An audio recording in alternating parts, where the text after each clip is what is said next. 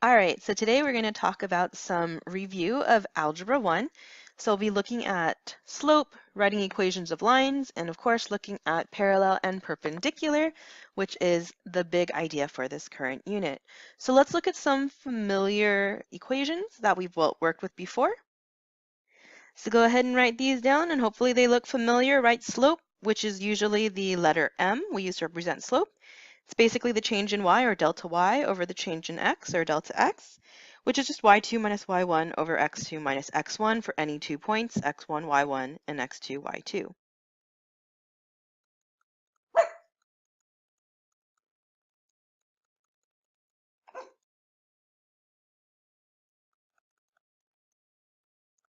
Right? Slope-intercept form, you guys remember that? So M once again means slope, and then B is your y-intercept. Remember, that is the point where the line crosses the y-axis, which is 0, comma, B. Point slope form can be used to create slope-intercept form. So remember, slope-intercept form and point slope form will give you the same line. They're just two different formats. Point slope form, rather than using the specific point 0, comma, B, you can use any point, right? So M here is still slope, and then x1, comma, y1 is any point on the line.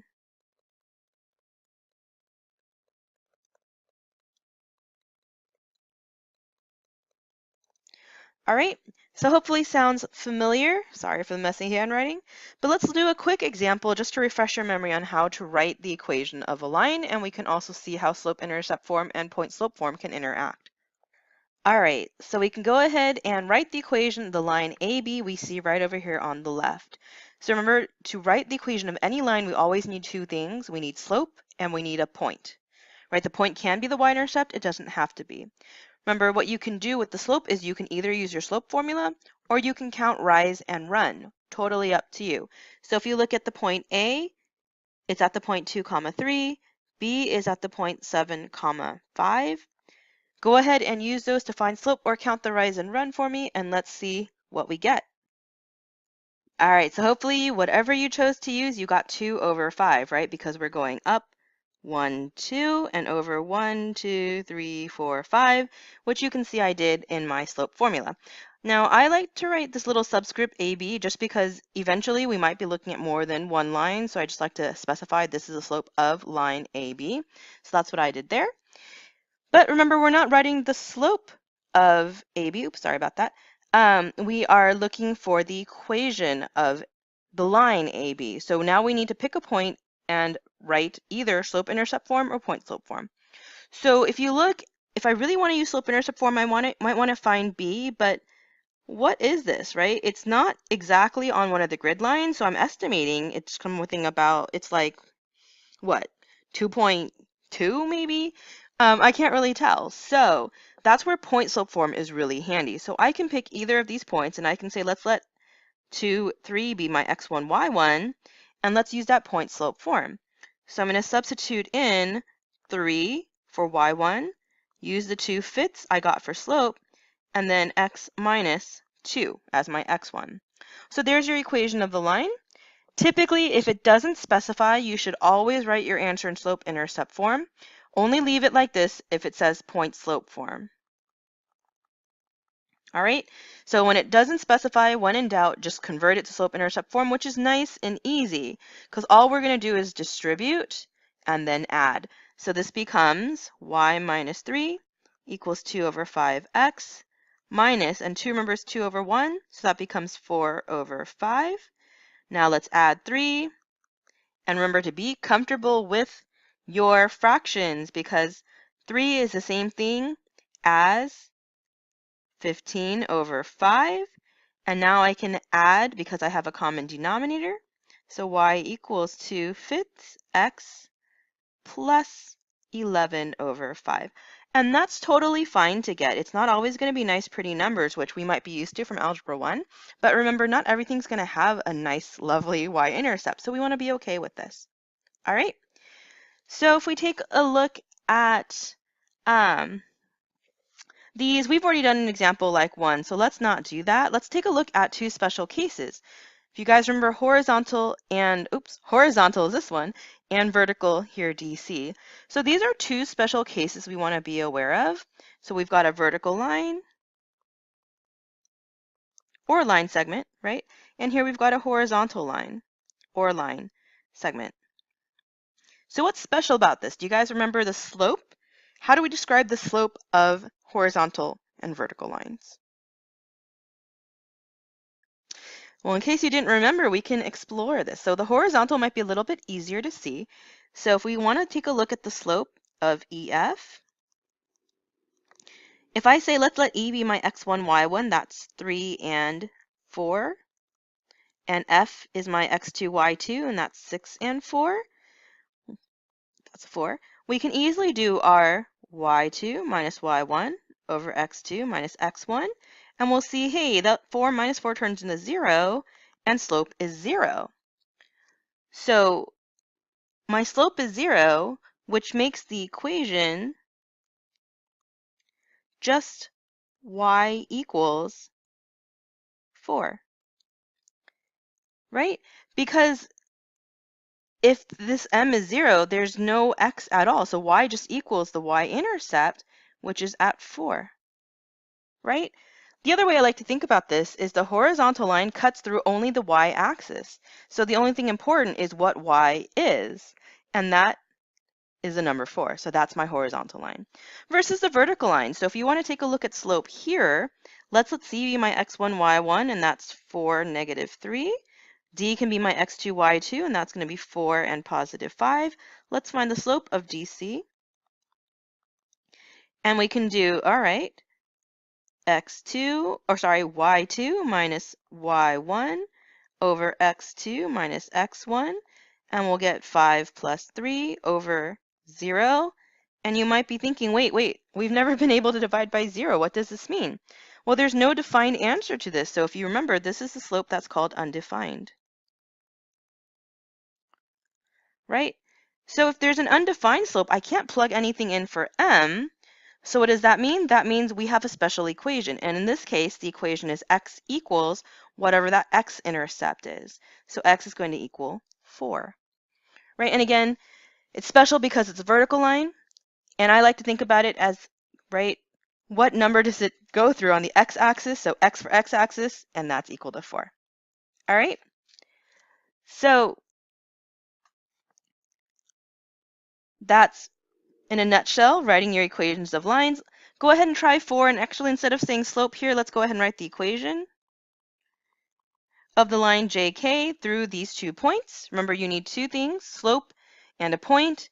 Since it doesn't say to leave your answer in point slope form, go ahead and give me slope-intercept form, please. All right, so go ahead and check your work. We should have a positive 2 for slope.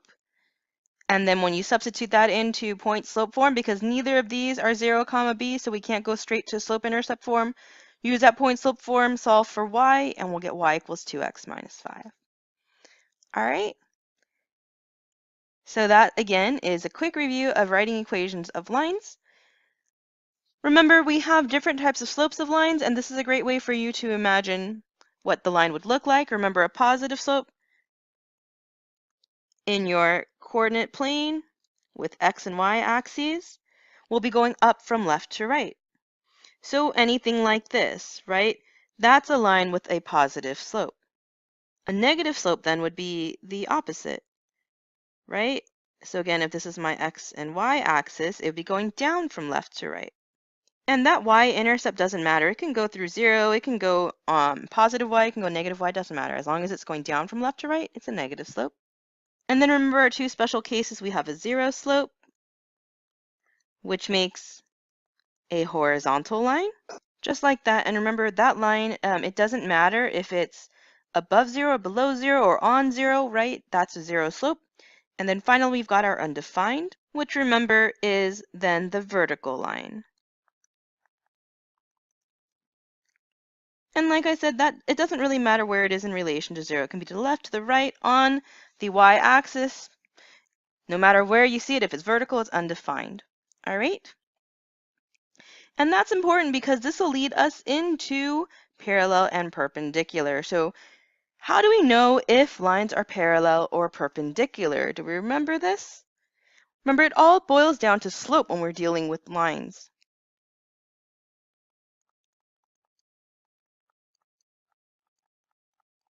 So we're going to check the slopes, but what do we look for? So remember, parallel means they never intersect. And you might look and say, well, A, B, and C, D look like they don't intersect, but we don't know for sure unless we check their slopes. Remember, perpendicular means, oops, sorry about that. They intersect to make right angles.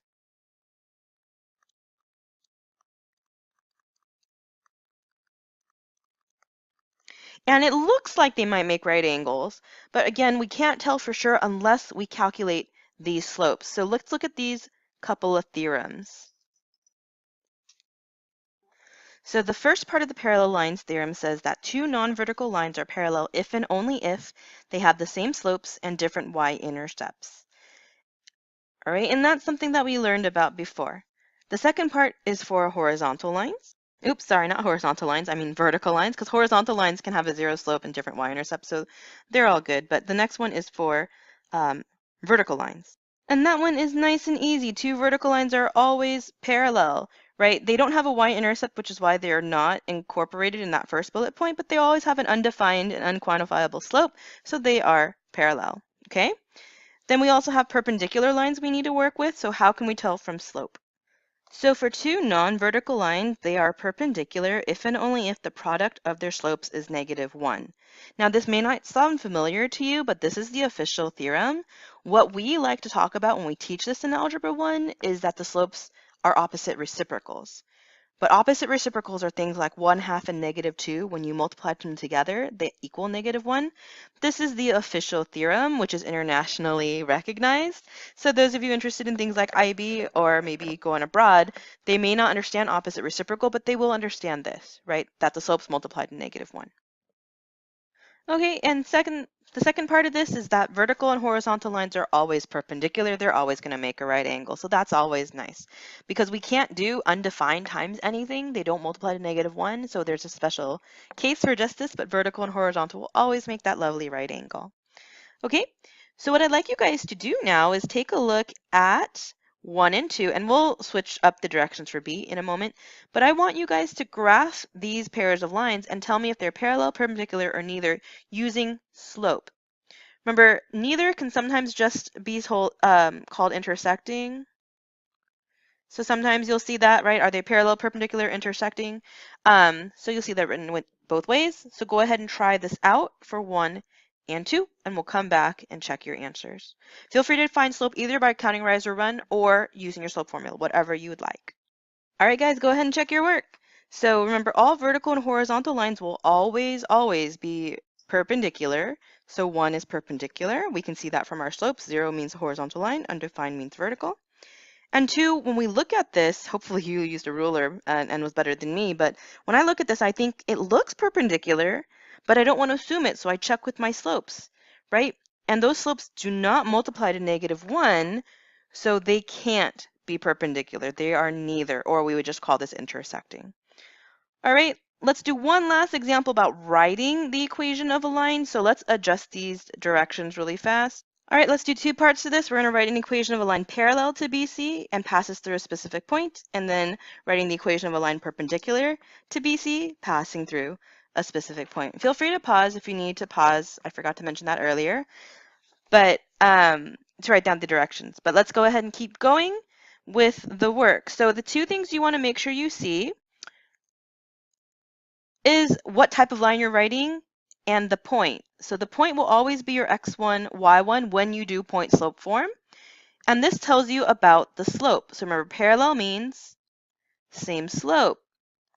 Perpendicular means it's going to multiply to -1, which we call the opposite reciprocal. And there you go, that makes it a little cleaner. So then we still just need to know the slope and then how we're going to adjust it. So let's go ahead and find the slope of BC. All right, so the slope is 2, and then we want to do parallel. So the slope parallel to BC is also 2. And then I've got slope, I've got a point. Let's do point slope form and write this equation. Right, and there we go. Just plug it into your point slope form, distribute, add the 7, And there's our answer. All right, so now for the perpendicular line. So we already calculated the slope of BC from earlier, so that equal to.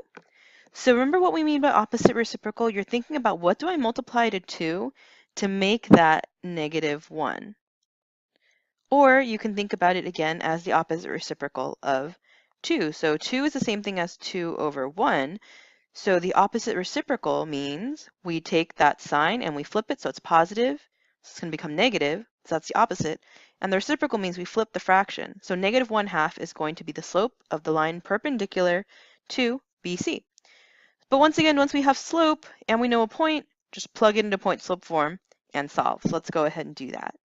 And there it is, right? Remember, be okay with fractions because not everything's going to have a lovely, perfect integer y-intercept. So we still want to remember how we add, subtract, multiply, divide fractions, of course.